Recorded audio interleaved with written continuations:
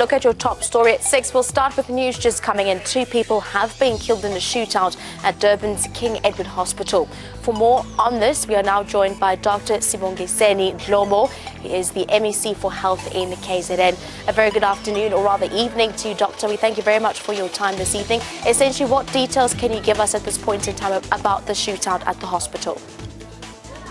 Good evening, ma'am, and good evening to your viewers and listeners. At about early hours of this morning at King Edward VIII Hospital, intruders came in there. We call them intruders because they came in armed. And normally when you have got arms in a hospital, you leave them at the gate and we actually secure them until you have seen your loved ones. But these ones came in armed and they were actually apprehended by our security officers there. They shot at him and he shot them dead, 2 of them. We regret the loss of life, but any intruders who will come to our hospital threatening and having violence that is actually going to destabilize our hospital will actually be dealt with very harshly. We have our security on the ground.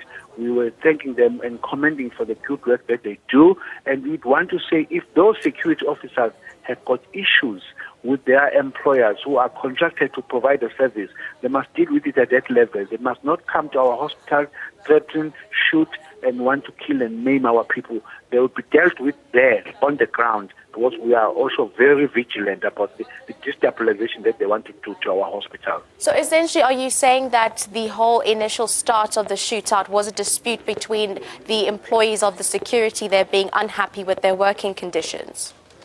And they do not want to discuss that with their employers. Instead, they come and shoot those who are actually guarding our hospital. We cannot, while there are disputes, we cannot leave hospitals without any security because anything might happen. It becomes a potential area to lose property, to actually not save our staff, to save our patients. So we will do everything humanly possible to have armed guards in all hospitals, among other things, to protect our staff, but also to deal with the intruders if they come and want to destabilize the functioning of hospitals.